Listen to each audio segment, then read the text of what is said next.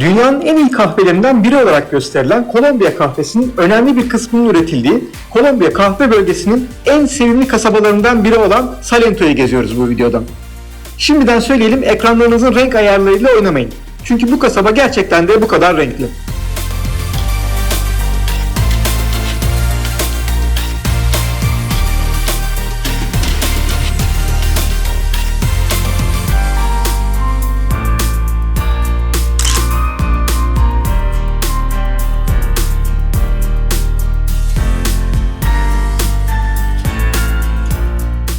Salento turumuza kasabanın ana meydanıyla başlıyoruz. Oldukça geniş ve kare şeklinde bir meydanı çevreleyen geleneksel Salento evleri.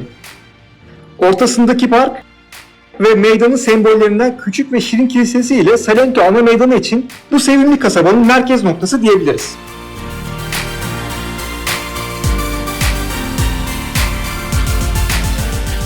Salento kasabası böyle yemyeşil kahve tarlalarının ortasında kolonyal mimariye sahip böyle rengarenk evlerden oluşan tam Instagram'lık bir kasaba.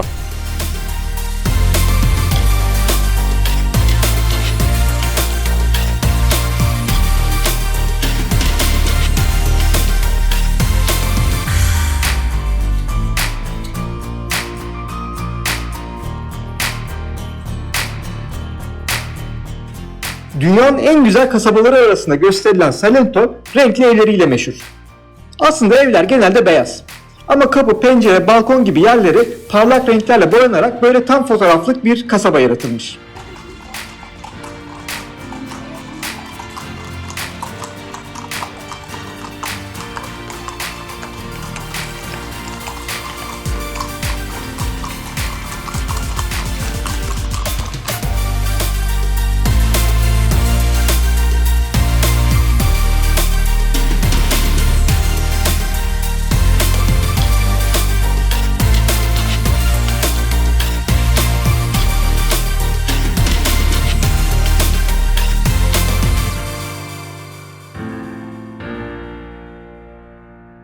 Genelde iki katlı müstakil evlerden oluşan Salento kasabasında yaklaşık 7.000 kişi yaşıyor.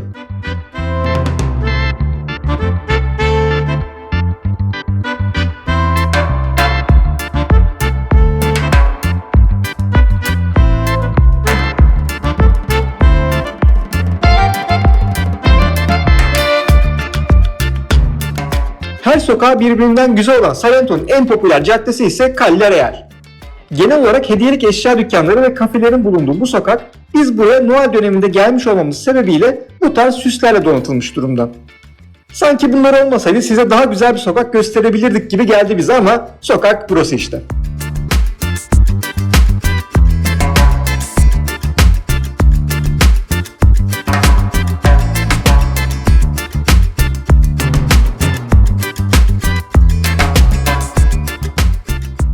Buraya gelmişken biraz alışveriş de yapalım dedik. Hatıra bir şeyler alalım istedik ama Salento esnafı maalesef pazarlığı pek sevmiyor. Biz de pazarlık seviyoruz, ne yapalım? Hiçbiriyle anlaşamayınca elimiz boş turumuza devam ediyoruz.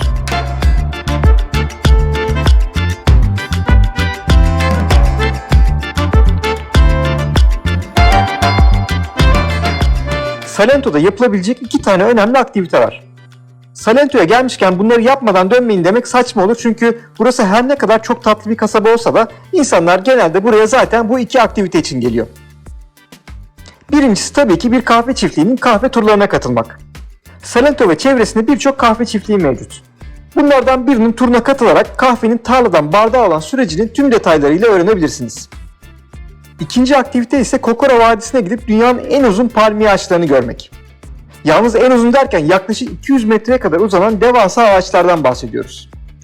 İşte bu iki aktiviteyi de kapsayacak şekilde Salento'ya 2 gün ayırmanız yeterli olacaktır. Biz de o şekilde yaptık zaten.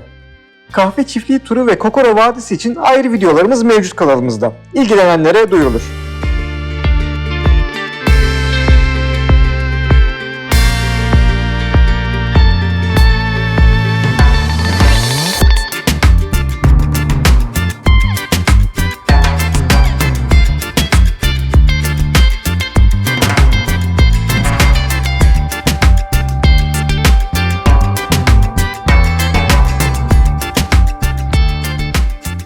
Kolombiya'ya gelirken de çok güzel kahveler içeceğim beklentisine sahipseniz bu beklentilerinizi tam olarak karşılayamayabilirsiniz. Çünkü her ne kadar dünyanın en iyi kahvelerinden birisi burada Kolombiya'da üretilse de bu iyi ve yüksek kalite kahvelerin birçoğu ihraç ediliyor.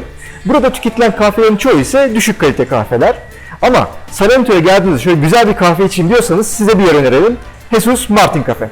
Hem burası böyle işte kahve turunda olsun, Kokora Vadisi'nde olsun, Salento'da olsun böyle yürümekten yorulduğunuzda da çok güzel bir mola yeri.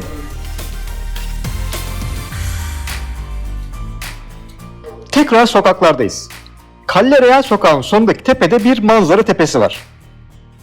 Biz de şimdi gün batımı saatini denk getirerek oraya gidiyoruz. Alto de la Cruz manzara tepesi Salento'da mutlaka görülmesi gereken yerlerden birisi. Daha doğrusu sizin Salento'yu çok güzel göreceğiniz bir yer burası.